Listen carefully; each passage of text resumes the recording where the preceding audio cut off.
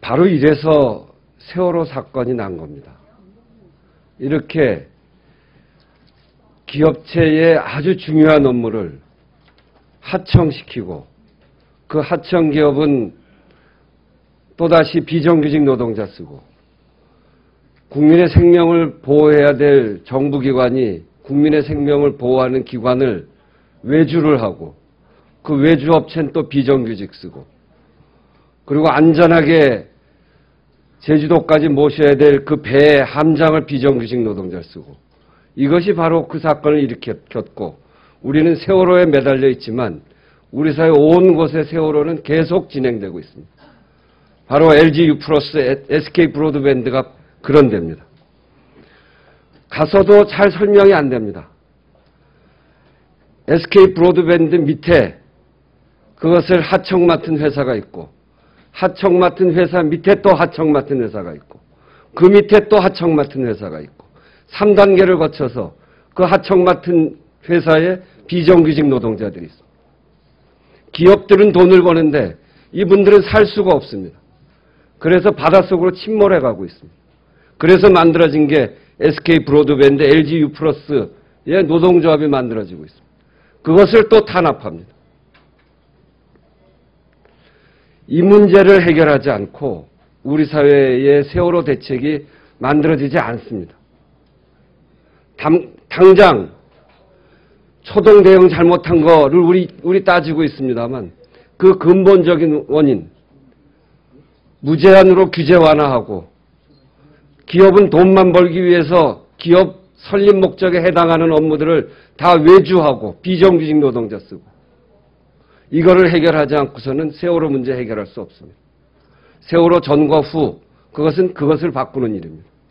바로 SK 브로드밴드와 LG U+의 그 마크를 달고 가슴에다 그 마크를 달고 거기에 수리해주고 설치해주고 하는 분들이 자기 회사를 우리 회사다.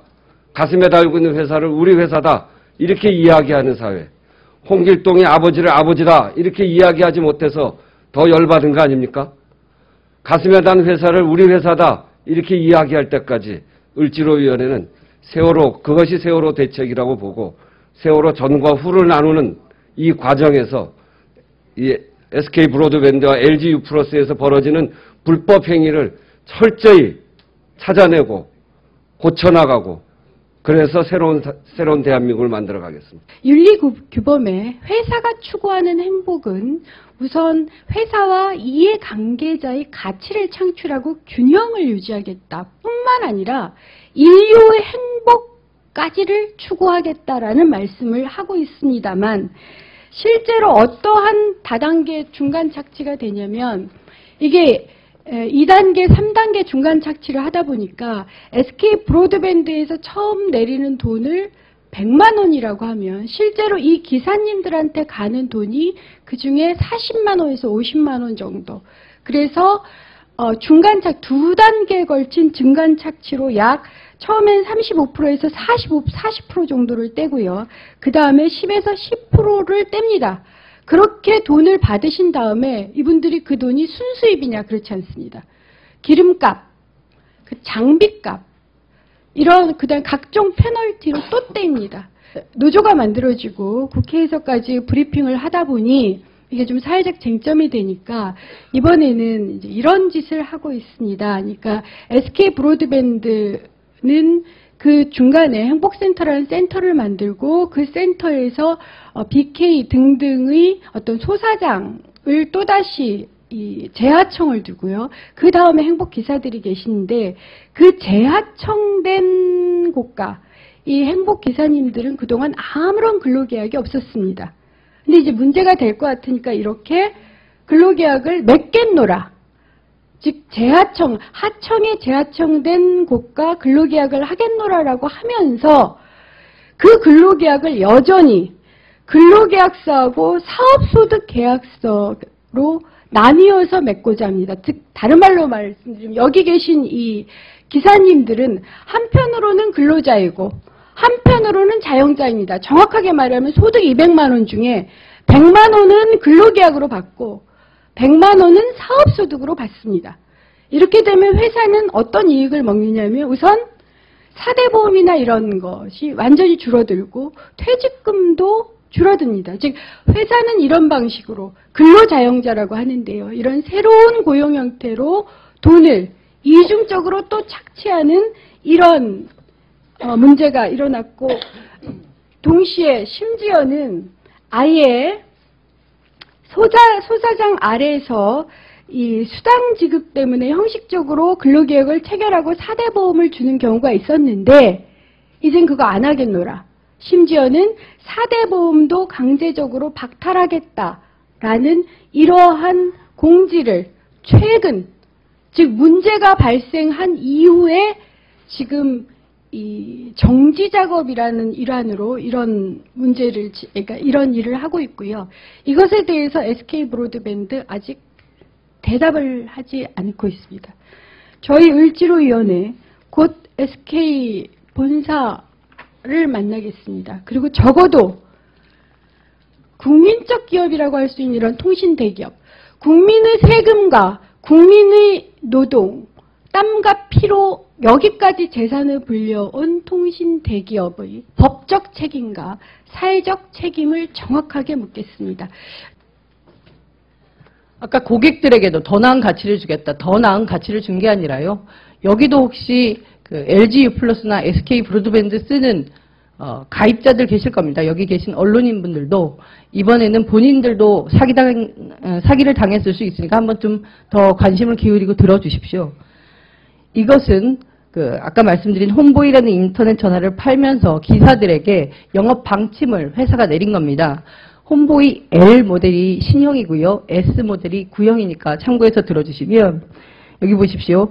홈보이 S 프로모션, 구형 모델 프로모션 하고 있으니까 신모델 언급 없이 꼭 구모델로 개통 부탁드립니다라고 회사가 직원들에게 신형 모델 소개를 하지 말라고 시키고 있습니다.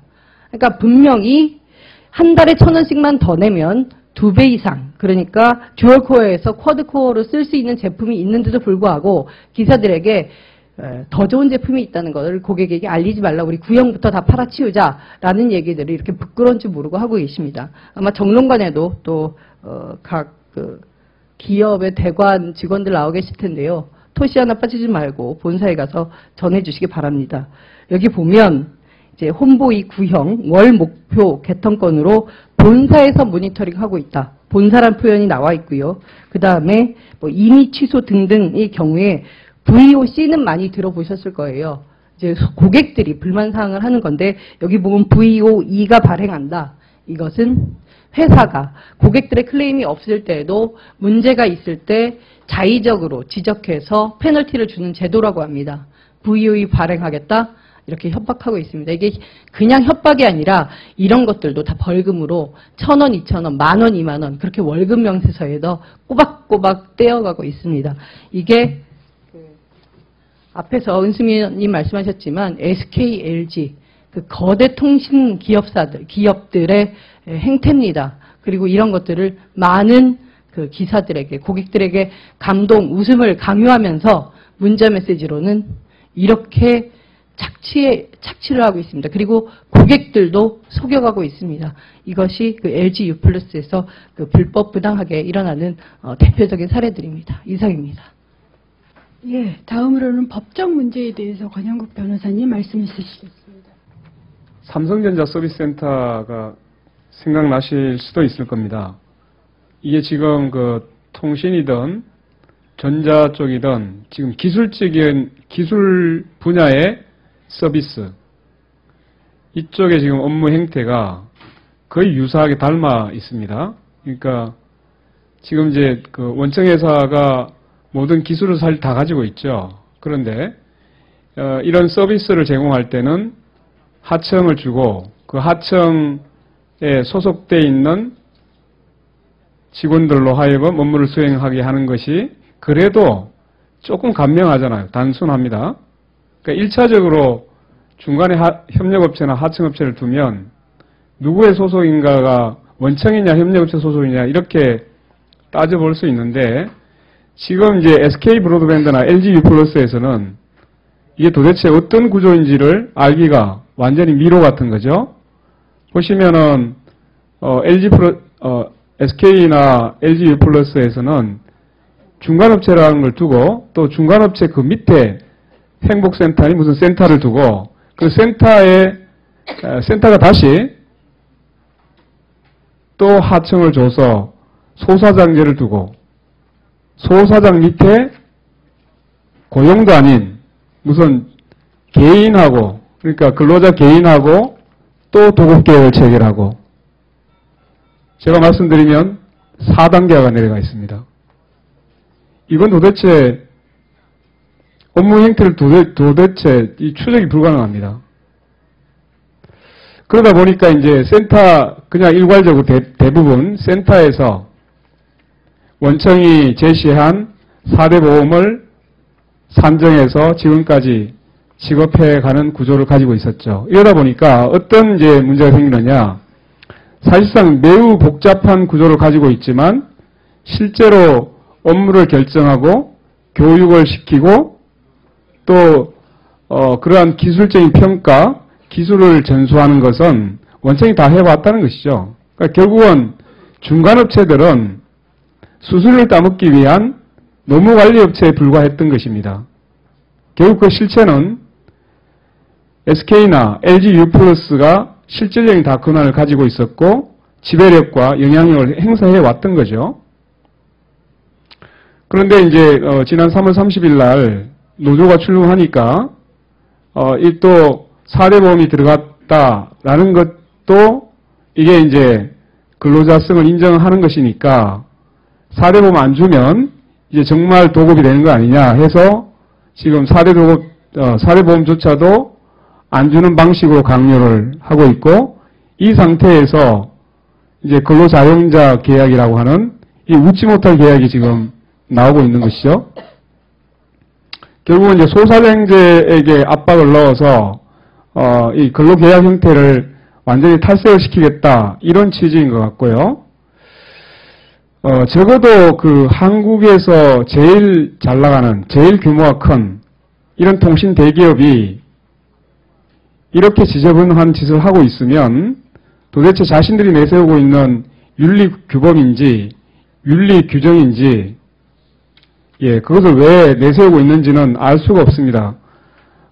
지금 이제 이 비정규직 문제는 사실 우리 사회에서 가장 큰 이제 암덩어리가 돼 있고 사실 이 문제를 해결하지 않으면 우리 사회는 더 이상 행복한 사회로 갈 수가 없는 것이죠. 결국은 3, 4단계의 중간 착취 구조를 가지면서 실제로 노동하는 사람들에 대한 올바른 대가가 지급되지 않는 이런 사회는 불공정성을 넘어서 그 사회는 매우 불안정한 사회가 될 수밖에 없습니다. 결국은 착취 구조를 해결하고 노사관계에 있어서 사용자 지위를 명확히 해야 법적 질서가 잡힙니다. 이렇게 누가 사용자인지도 모르고 또 누구에게 법적 책임을 제대로 지어야 될지도 모르는 이런 사회는 더 이상 법칙 운운할 자격도 없고 법적 질서, 우리가 사회 질서라고 하는데 사회 질서의 기본은 결과적으로 법적인 질서가 제대로 잡혀야 되는 것이죠. 그런데 그 질서를 잡을 수 있는 체계가 어떻게 되어 있는지 알 수가 없습니다. 미로에 빠져 있는 거예요. 이것을 분명히 하지 않으면 우리는 실제로 안전한 사회로 갈 수가 없는 것이죠. 지금 정부 당국이 해야 될 일은 바로 이러한 노사관계에 있어서 그 사용자 근로자 지위를 명확히 해서 법적인 책임이 누구에게 있고 그 권리와 의무가 어떻게 주어지는지를 명확하게 해결하는 것입니다. 다시 한번 LG U+와 SK 브로드밴드는 더 이상 착취를 하려고 하는 그 탐욕에 눈이 어두워서 우리나라 헌법 그리고 노동법 질서를 심각하게 훼손하고 있는 이러한 막 나가는 망나니 행동을 중단해야 될 것입니다. 이상입니다.